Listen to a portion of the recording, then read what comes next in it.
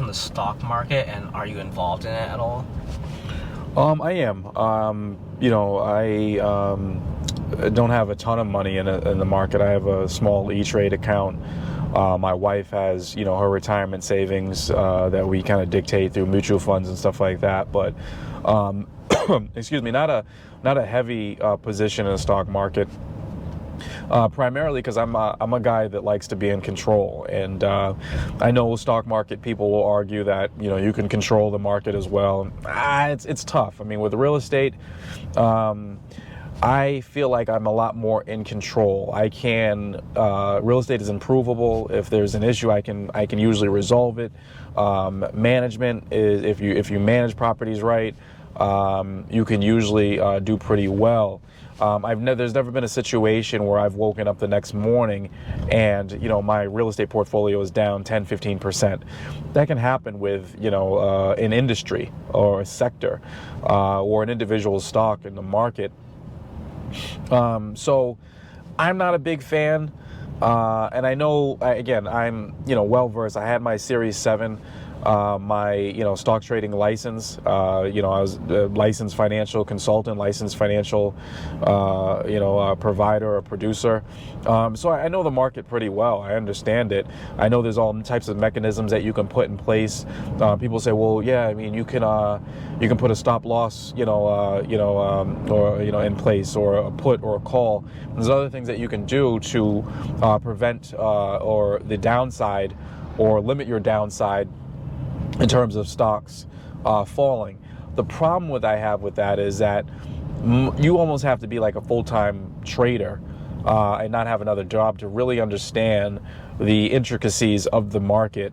Whereas you can do really well in real estate and not be a full-time landlord. You can do this kind of nights and weekends, have one property, two properties, and still do really well for yourself and still have a lot more control.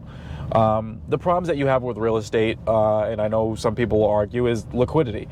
With the market, you can sell out really quickly. You can, markets open up. It's 9:30 right now. I can sell out of my position and be out of it by 10:30, 11 o'clock, or whenever the trade is executed, and have cash in hand. That's the problem with real estate, is that, it might take you 30, 60 days to get out of your, real estate holdings and have, a significant amount of cash in hand. So there's plus and minuses to both. I just think that with real estate, I can be in a lot more control. I can dictate my financial future a little bit better with my real estate portfolio than I can with the stock market. In my personal opinion, there is somebody else essentially in control. If I buy Facebook stock, I don't know what Mark Zuckerberg is doing. If I buy Amazon stock, I have no idea what Jeff Bezos is doing, what his future intentions are, whether he's going to go to jail, whether he's cooking the books, whether he's, doing something behind the scenes that can negatively affect the stock price, which negatively affects my real estate, or my stock portfolio, or the index, or the mutual fund that that holds Amazon. So there's a lot of things that are out of your control within the stock market. Those of you people or traders who are doing really well are going to argue, no, I'm in complete control. Those of you who are not doing really well understand exactly what I'm talking about. So there are gifts and curses. There are pluses and minuses to each one. I just think that, and I chose to go into real estate mainly because of the control factor. I like the idea that I can, dictate my financial future a little bit easier.